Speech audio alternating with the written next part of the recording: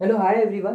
देखो नेक्स्ट अपन का टॉपिक है, जनरली स्टेम टॉपिक नहीं है, ठीक है। तो ये टॉपिक की हेडिंग मत समझ लेना, ये अपने इंस्टीट्यूट का नाम है, ओके। वो तो आपको पता चल ही गया होगा इन द केस अगर आप रेगुलर स्टूडेंट्स होंगे। तो देखो हमने लास्ट वीडियो के अंदर हमने क्या कवर किया था, पीएच स्केल के बारे में अपन पढ़ रहे थे। हमने ये कहा था कि पीएच स्केल एक ऐसी स्केल होती है जो किसी भी सॉल्यूशन की एसिडिटी या बेसिक नेचर को फाइंड करने के लिए यूज की जाती है। तो अभी देखो यहाँ पे अपन ने स्केल बनाई है, तो अच्छे तरीके से अपन को सारे डाउट्स क्या हो जाएंगे, क्लियर हो जाएंगे। जनरली ये स्केल की क्या होती है, स्केल स्टार्ट होती है 0 से और एंड कहाँ पे हो जाती है, 14 पर एंड हो जाती है। इसका मिडिल पॉइंट क्या आएगा, जाहिर सी बात है 14 का मिडिल पॉइंट आएगा 7 आएगा। तो इस हिसाब से अपन जो 7 की रीडिंग होती है उसे अपन क्या कंसीडर करते हैं, न्यूट्रल कंसीडर करते हैं। जो भी रीडिंग 7 से कम आएगी वो एज एसिडिक की तरह मानी जाएगी। अगर अपन के किसी भी सॉल्यूशन की रीडिंग पीएच स्केल के अंदर 7 से ज्यादा आ गई, मतलब अबव द 7 आ गई, तो वो बेसिक मानी जाएगी। इन द केस देखो अभी यहाँ पे देखो 7 के बाद में क्या आता है, 8 9 10 11 12 13 14, ये पूरी की पूरी वैल्यू बेसिकली बेसिक वैल्यू के अंदर कंसिडर की जाएगी। इन द केस अगर अपन की सॉल्यूशन की रीडिंग 8 9 10 इसके आसपास होती है तो अपन उस सॉल्यूशन को क्या कहेंगे कि ये वीक बेसिक नेचर के। और उसके बाद में अगर 11 12 13 14 के आसपास आती है तो वो स्ट्रॉन्ग बेसिक नेचर के है। सेम तरीके से अगर 4 5 6 के आसपास रीडिंग आती है तो उसे अपन वीक एसिड कंसीडर करेंगे। अगर 1 2 या 0 के आसपास आती है तो उसे अपन क्या कंसीडर करेंगे, स्ट्रॉन्ग एसिड कंसीडर करेंगे। तो सिंपली अपन क्या समराइज कर देते हैं कि पीएच स्केल जनरली 0 to 14 तक चलती है। 7 जनरली जो बीच वाला पॉइंट होता है उसे अपन न्यूट्रल कंसीडर करते हैं। 7 से कम वाली वैल्यू को अपन एसिडिक कंसीडर करेंगे, 7 से ज्यादा वाली वैल्यू को अपन बेसिक कंसीडर करेंगे। अब देखो ये पीएच स्केल अपन को बताती क्या है, ये जनरली किसी भी सॉल्यूशन की रिजल्ट होगी कि जो भी सॉल्यूशन अपन टेस्ट करेंगे, कल अपन ने पढ़ा था कि इम्प्रेग्नेटेड पेपर की हेल्प के कारण। इन द केस जनरली अगर पीएच स्केल की वैल्यू बेसिकली कम आती है, मतलब 7 से कम आती है, तो इसका मतलब क्या होगा, वहां पर H प्लस आयन की कंसेंट्रेशन उस वाले सॉल्यूशन के अंदर ज्यादा होगी। जितनी पीएच की वैल्यू कम होगी उतनी ही H प्लस आयन की कंसेंट्रेशन ज्यादा होगी। जैसे देखो यहाँ पे अपन ने क्या बनाया, ग्राफ के अंदर इसी स्केल के अंदर एक अपन ने छोटा सा ग्राफ बनाया। जो ऊपर वाली जो कंटिन्यूअस लाइन है वो जनरली H प्लस आयन की कंसेंट्रेशन की बाउंड्री को शो करती है, और जो डॉटेड या अनकंटिन्यूड लाइन है वो बेसिकली किसको रिप्रेजेंट करती है, OH माइनस आयन की कंसंट्रेशन को रिप्रेजेंट करती है। इन द केस अगर सपोज करो अपन की वैल्यू क्या आ जाती है, अपन सपोज करने के लिए 2 सपोज करते हैं। अगर किसी भी सॉल्यूशन की वैल्यू अपन की 2 आती है तो इसका मतलब क्या होगा कि यहाँ पर H प्लस आयन की कंसंट्रेशन क्या होगी, ज्यादा होगी, और OH माइनस आयन की कंसंट्रेशन क्या होगी, कम होगी। तो यहाँ पे एक चीज आपको नोट करनी है कि किसी भी सॉल्यूशन के अंदर H प्लस आयन और OH माइनस आयन दोनों प्रेजेंट होते हैं, तो उनके कंपैरिजन में अपन ये देखते हैं कि किस वाले आयन की कंसंट्रेशन ज्यादा है। अगर किसी सॉल्यूशन के अंदर H प्लस आयन की कंसंट्रेशन ज्यादा होती है तो उसे अपन एसिडिक कंसीडर करेंगे। इन द केस अगर OH माइनस आयन की कंसंट्रेशन ज्यादा हुई तो अपन बेसिक कंसीडर करेंगे। तो ये क्वेश्चन कभी कभी पूछा जाता है। तो क्वेश्चन क्या होता है कि does acidic solution contain the OH minus ion, तो हमारा आंसर होगा yes, it contain the OH minus ion, but the concentration of the OH minus ion is comparatively low to the H plus ion. H plus ion के compare के अंदर OH minus ion की concentration कम होती है। जैसे देखो ये नीचे वाला ग्राफ OH माइनस आयन को रिप्रेजेंट कर रहा है। अब यहाँ पे देखिए अगर अपन एसिडिक पोर्शन के अंदर आते हैं तो ये OH माइनस आयन वाला ग्राफ कंटिन्यू तो हो रहा है, तो इसका मतलब क्या होगा कि एसिडिक सब्सटेंस में भी OH माइनस आयन की कंसंट्रेशन होती है। ये चीज हमेशा आप लर्न रखना, आगे के कॉन्सेप्ट के अंदर या आगे के हायर क्लासेस के अंदर बहुत ही ज्यादा आपको हेल्प करेगी। तो अभी देखो बेसिकली ये स्केल तो अपन ने वैल्यू बनाई है। जनरली इसको देखो अपन कैसे कर सकते हैं, क्वांटिटेटिवली क्वालिटेटिवली, मतलब अपन क्वांटिटी के हिसाब से मतलब वैल्यू को मेजर कर मैथमेटिकली भी फाइंड कर सकते हैं, या क्वांटिटी के हिसाब क्वालिटी के हिसाब से कैसे कि आपकी जो इम्प्रेग्नेटेड पेपर होगा उसी के ऊपर जो सॉल्यूशन आपको टेस्ट करना है उसी के 2-3 ड्रॉप्स डाल दो। जैसे ही आप 2-3 ड्रॉप्स डालोगे तो उस इम्प्रेग्नेटेड पेपर के कलर क्या हो जाएगा, चेंज हो जाएगा। जनरली आप अपने बुक में देखोगे या आप गूगल पे सर्च करके देख लेना, तो वहां पर पीएच स्केल के जो अपन के कलर्स होंगे वो रेड से स्टार्ट होते हैं और वायोलेट या डार्क ब्लू के ऊपर क्या हो जाते हैं, चेंज हो जाते हैं। तो red to light orange to yellow to light blue, dark blue और वायोलेट या डार्क ब्लू तक खत्म हो जाते हैं। इन द केस अगर अपन ने पेपर इम्प्रेग्नेटेड के ऊपर कुछ ड्रॉप सॉल्यूशन के डाले, अगर उसका कलर रेड कलर के अंदर चेंज हो गया, तो रेड कलर बेसिकली क्या स्टार्टिंग कलर होता है, तो इसका मतलब क्या होगा, वो वाला सॉल्यूशन एसिडिक है। सेम तरीके से अगर वो वायलेट या डार्क ब्लू कलर में चेंज हो गया तो उसका मतलब क्या होगा, वो सॉल्यूशन बेसिक है। तो इसे कहते हैं कि पीएच स्केल का यूज करना किसी भी सॉल्यूशन को नेचर फाइंड करने के लिए, मगर किस मेथड से, क्वालिटी मेथड से, क्योंकि हमने यहाँ पे कोई भी ऐसे मैथमेटिकली कोई भी अपने ऑपरेशन या कोई भी कैलकुलेशन नहीं की। दूसरा होता है एक बेसिकली पीएच को फाइंड किया जाता है एक फॉर्मूले की हेल्प की वजह से, pH equals to log 1/H+ की कंसंट्रेशन के हिसाब से, जो हमारे 11th क्लास का टॉपिक है। तो वहां पे अपन मैथमेटिकली या क्वांटिटेटिवली पीएच की वैल्यू को मेजर करते हैं। तो यहाँ पे अपन ने कैसे मेजर किया है, क्वालिटेटिवली पीएच की वैल्यू को मेजर किया है। क्वालिटेटिवली और क्वांटिटेटिवली इन द केस अगर आपको कोई कंफ्यूजन हो इन दोनों टर्म्स के अंदर, तो आप फिर से मेरे को कमेंट के अंदर पूछ सकते हो, और इतना टाइम ना हो क्योंकि आप बहुत बिजी हो मेरे से भी ज़्यादा, तो उस कंडीशन के अंदर अपन को टेंशन नहीं लेना, अपन 11th क्लास के अंदर पढ़ लेंगे बस पीएच के बारे में। जो आपको इस स्केल के बारे में लर्न रखना है कि 7 का मतलब neutral, less than 7 acidic, greater than 7 basic, उससे ज़्यादा अपन को लोड नहीं लेना। अब देखिए नेक्स्ट अपन का क्या है, ये चीज़ अपन ने यहाँ पे ये फर्स्ट वाली पॉइंट पढ़ ली कि जैसे जैसे पीएच की वैल्यू इंक्रीज होती है वैसे वैसे H+ आयन की कंसंट्रेशन डिक्रीज होती है और OH- आयन की कंसंट्रेशन इंक्रीज होती है। जैसे यहाँ पे आप क्लियरली देख सकते हो, तो जैसे पीएच की वैल्यू जब 1 थी तब H+ आयन की कंसंट्रेशन तो देखो इतनी ज्यादा थी, मतलब ज्यादा अमाउंट के अंदर थी। जैसे जैसे पीएच की वैल्यू इंक्रीज हो रही है वैसे वैसे H+ आयन की कंसंट्रेशन क्या हो रही है, कम हो रही है, और वैसे OH- आयन की कंसंट्रेशन ज्यादा हो रही है। कुछ देखो अपन के बुक के अंदर एग्जांपल्स दिए हुए, कुछ सॉल्यूशंस के पीएच के बारे में बताया हुआ, चलो ये भी देख लेते हैं। तो देखो गैस्ट्रिक जूस के बारे में बताया गया है, किसे कहते हैं, जाहिर सी बात है आप तो बायोलॉजिस्ट हो, आपको पता होगा गैस्ट्रिक जूस किसे कहते हैं। ऐसा जूस जो अपन के स्टोमक के अंदर सीक्रेट होता है उसे अपन गैस्ट्रिक जूस कहते हैं। और ये भी पता है अपन को कि उसके अंदर HCl सीक्रेट होता है। तो हाइड्रोक्लोरिक एसिड के कारण गैस्ट्रिक जूस की पीएच कितनी होती है, 1.2 होती है। सेम तरीके से लेमन जूस की पीएच कितनी होती है, 2.2। देखो दोनों पीएच 7 से कम है, तो इसके कारण ये दोनों कैसे होती है, एसिडिक प्रॉपर्टी की होती है। नेक्स्ट देखिए प्योर वाटर या ब्लड, उसकी पीएच क्या होती है, 7.4 होती है जिसके कारण देखो 7 से ज्यादा है तो इसका मतलब क्या होंगे, बेसिक होंगे, मगर कैसे होंगे, वीक बेसिक होंगे, स्ट्रॉन्ग बेस नहीं, स्ट्रॉन्ग बेस की तरह काम नहीं करते। पता है आपको अपन का टॉपिक इस साल काट दिया गया है, मगर आरबीएससी के अंदर पिछले साल ये टॉपिक था कि वाटर की नेचर अपन एसिडिक कंसिडर करें या बेसिक कंसिडर करें। इसके लिए बेसिकली 3 थ्योरीज दी गई एसिडिक या बेसिक को अंडरस्टैंड करने के लिए। या सिंपली अपन ये कि कम से कम 30 से 40 साल तक वाटर का नेचर क्या होता है ये एक कंफ्यूजन बना हुआ था, जो अभी आप 11th क्लास के अंदर पढ़ोगे। सीबीएसई की रिकॉर्डिंग हमारे ये दिया हुआ नहीं है हमारे बुक के अंदर अभी, तो आप 11th क्लास के अंदर फिर से पीएच वाला टॉपिक पढ़ोगे और वहां पे आप ये पढ़ोगे कि एक साइंटिस्ट ने कहा कि वाटर बेसिक है, दूसरे साइंटिस्ट ने कहा वाटर एसिडिक है, लास्ट में पता नहीं क्या क्या चला कि वो ना तो वाटर एसिडिक है ना तो ये बेसिक है, ये बेसिकली एक न्यूट्रल है। चलो ये अपन 11th क्लास में स्टडी करेंगे। नेक्स्ट देखो बेसिकली क्या है, मिल्क ऑफ मैग्नीशिया, इसकी पीएच क्या होती है, 10 होती है। तो इसका मतलब क्या होगा, ये 7 से ज्यादा है, तो 7 से ज्यादा जो भी होगी वो कैसी होती है, बेसिक प्रॉपर्टी की होती है। तो इसके कारण milk of magnesia basic property का होता है।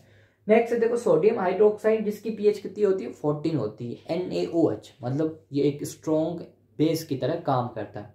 तो सेम तरीके, तो मतलब HCl बेसिकली एक स्ट्रॉन्ग एसिड की तरह काम करता है और NaOH एक स्ट्रॉन्ग बेस की तरह काम करता है। दोनों के दोनों बेसिकली सॉल्यूशन कोरेसिव प्रॉपर्टी के होते हैं। कोरेसिव का मतलब क्या होगा ये आप कमेंट के अंदर मुझे बता देना, क्योंकि मैंने आपको पहले बता दिया। तो ये चीज़ आपको मतलब अपन को कुछ वैल्यूज लर्न रखनी है। जैसे आरबीएससी और सीबीएसई दोनों के अंदर एग्जाम पैटर्न 2022 क्या हो गया, चेंज हो गया। दोनों के अंदर एमसीक्यूज आएंगे, ऑब्जेक्टिव्स आएंगे, तो उस कंडीशन के अंदर ये वाले एग्जाम्पल आपको पूछे जा सकते हैं, तो अच्छे तरीके से लर्न कर लीजिएगा। देखो मैं वीडियो को कुछ सेकंड्स के लिए पुश करता हूँ, आप ये नोट डाउन कर लीजिए। नेक्स्ट अपन कंटिन्यू करते हैं इसी वीडियो के अंदर।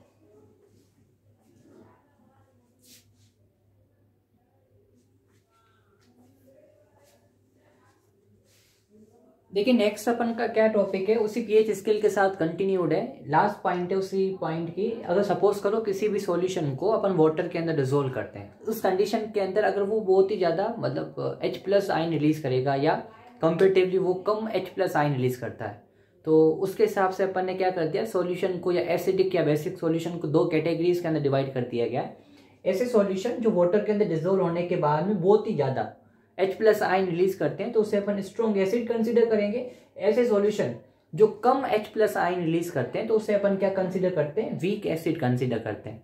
सेम तरीके से भी बेस के भी 2 टाइप्स होते हैं, एक स्ट्रॉन्ग बेस एक वीक बेस। जैसे अपन ने पीएच के अंदर लिखा था कि जो बेसिकली 8, 9, 10 के आसपास वैल्यू आएगी उसे अपन वीक बेस कंसीडर करेंगे, और जो 14, 13 के आसपास आएगी उसे स्ट्रॉन्ग बेस। तो किस हिसाब से करते हैं कि वो जनरली सॉल्यूशन या वो सब्सटेंस वाटर के अंदर बहुत ही ज्यादा जो OH माइनस आयन रिलीज करेंगे उसे अपन स्ट्रॉन्ग बेस कंसीडर करेंगे, और ऐसे सॉल्यूशन जो कम OH माइनस आयन रिलीज करेंगे वाटर के अंदर तो उसे अपन वीक बेस कंसीडर करते हैं। तो ये वाला टर्म आपको लर्न होना चाहिए। स्ट्रॉन्ग एसिड ज्यादा H+ आयन रिलीज करेगा और स्ट्रॉन्ग बेस ज्यादा OH माइनस आयन रिलीज करेगा। अब देखो उसके बाद में अपन का नेक्स्ट टॉपिक स्टार्ट होता है importance of pH in everyday life, कि इतना इंपॉर्टेंस क्या होती है पीएच की। जनरली पीएच अपन को किसी भी सॉल्यूशन की एसिडिक या बेसिक प्रॉपर्टी के बारे में बताता है, और ये इंपॉर्टेंस करते ही अपन के चैप्टर का ऑलमोस्ट 70%, मतलब इस चैप्टर का 70% कोर्स होगा वो कंप्लीट हो जाएगा। ये चैप्टर 70% कंप्लीटेड हो जाएगा। चलो अपन पढ़ते हैं, मतलब 3-4 इंपॉर्टेंस दी हुई है। फर्स्ट बेसिकली ये sensitivity of plant and animal toward pH, कि जो भी एनिमल या प्लांट जिस एनवायरनमेंट के अंदर रहते हैं उसका पीएच क्या होता है वो बहुत ही ज़्यादा इंपॉर्टेंट होता है उनकी लाइफ साइकिल के लिए, उनके रिप्रोडक्शन के लिए, उनकी मेटाबॉलिक एक्टिविटीज़ के लिए। जो भी वो कुछ करते हैं उनके लिए एनवायरनमेंट का पीएच होना, एक रिक्वायर्ड पीएच होना बहुत ज़्यादा ज़रूरी है।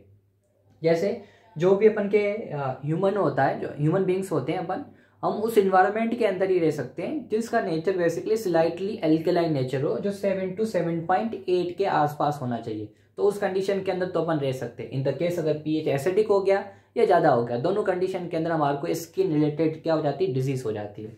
और देखो एक और पॉइंट लिखी हुई है कि जब अपन की रेन वाटर का पीएच 5.6 से कम हो जाता है तो उस कंडीशन के अंदर अपन उस रेन को क्या कंसीडर करते हैं, एसिड रेन कंसीडर करते हैं। ये वाली वैल्यू आपको देखो लर्न रखनी है, एग्जाम के हिसाब से बहुत ही ज्यादा इंपॉर्टेंट है, ऑब्जेक्टिव क्वेश्चंस के हिसाब से।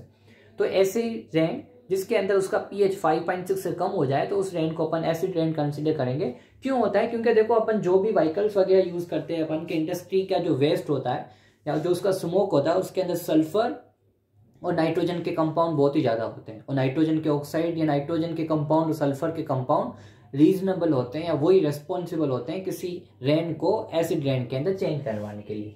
नेक्स्ट देखो बेसिकली क्या है, एसिड रेन क्या कॉज करती है। Acid rain in the case किसी एनवायरनमेंट के अंदर या किसी एरिया के अंदर होती है तो उस कंडीशन के अंदर जो उनके एक्वेटिक लाइफ होगी, या जो एक्वेटिक लाइफ होती है अपन की, ऐसे एनिमल जो पानी के अंदर रहते हैं तो उसे अपन एक्वेटिक एनिमल्स कहते हैं, तो उनको बहुत ही ज़्यादा डिस्टर्ब करती है। क्योंकि हमने पहले पढ़ा वाटर का पीएच जनरली क्या होता है, वाटर का पीएच एल्केलाइन पीएच होता है। तो अगर आप उसी के अंदर एसिड रेन होगी तो उसका पीएच एसिडिक हो जाएगा। तो एसिडिक पीएच होते ही जो भी एक्वेटिक अपन के एनिमल्स होंगे उनकी डेथ हो जाएगी। उसके अलावा ये बहुत ज़्यादा स्किन प्रॉब्लम कोज करती है, और जो भी अपन के हिस्टोरिकल मॉन्यूमेंट्स होते हैं उनको ये डिस्ट्रॉयड कर देती है। देखो नेक्स्ट क्या है कि एक अपन के देखो बुक के अंदर एक नॉलेज के लिए पॉइंट दी हुई है कि जो वीनस है उसका जो एटमॉस्फेयर है वो एसिडिक एटमॉस्फेयर, जैसे अर्थ का एटमॉस्फेयर क्या होगा, देखो इनडायरेक्टली आपको क्वेश्चन पूछ सकता है। क्योंकि देखो अभी हमारे को क्या कहा है कि ह्यूमन उस एनवायरनमेंट के अंदर रह सकते हैं जिसका पीएच क्या हो, 7 to 7.8 के आसपास होना चाहिए। हम कहाँ पे रहते हैं, स्वर्ग में तो रहते नहीं है, धरती में रहते हैं। तो देखो धरती का जो अपन का एटमॉस्फेयर है इसका पीएच की रेंज क्या आएगी, 7 to 7.8 के आसपास ही होगी। तो इनडायरेक्टली आपको ये पूछ सकते हैं कि अर्थ की एटमॉस्फेयर का पीएच कितना है। क्योंकि देखो उन्होंने एक इंफॉर्मेशन के अंदर ये दिया हुआ है कि जो वीनस का एनवायरनमेंट है वो बेसिकली एसिडिक होता है, किसके कारण, सल्फ्यूरिक एसिड के कारण। तो उस हिसाब से ये आपको क्वेश्चन पूछ सकते हैं। देखना चाहते हैं कि आपकी IQ कितनी अच्छी है, मगर मुझे लगता है ऐसा पूछेंगे नहीं क्योंकि बहुत ही ज़्यादा हार्ड हो जाएगा।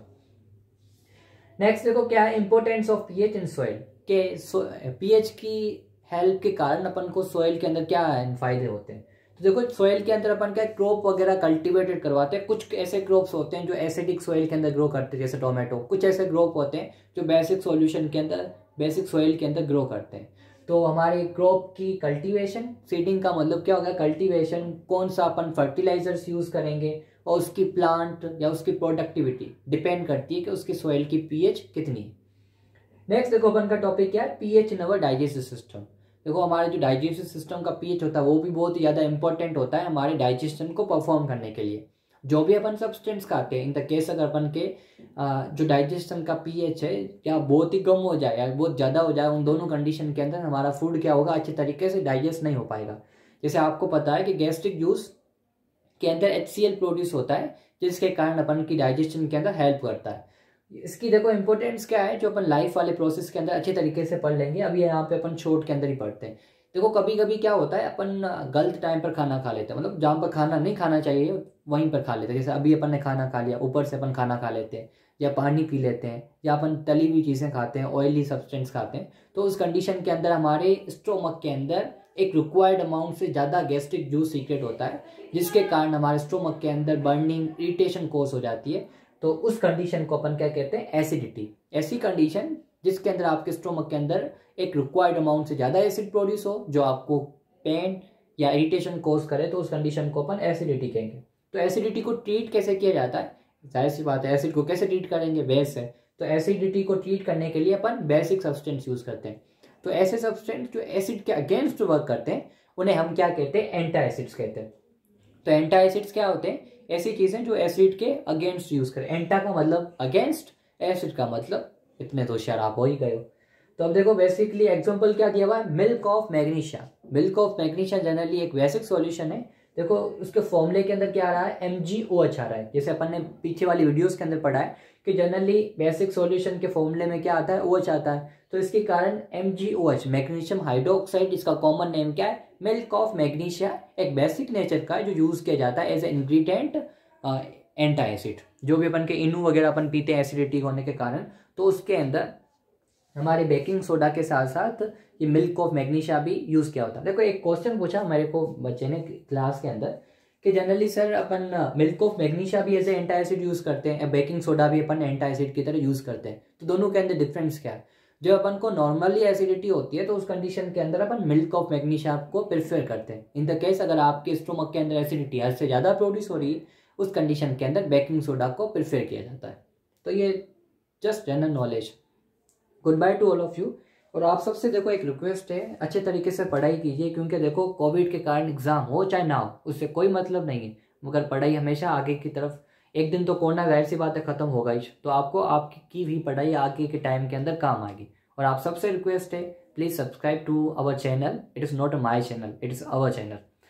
और अपने फ्रेंड्स, अपने सर्किल के अंदर बताइए, शेयर कीजिए वीडियोस को। और जब भी टाइम मिले तो अगर इस वीडियो को देखिए, और कुछ भी अगर आपको इन द केस कुछ एडवाइस देनी है तो आप कमेंट के अंदर दे सकते हो without any hesitation. Good by two all of you.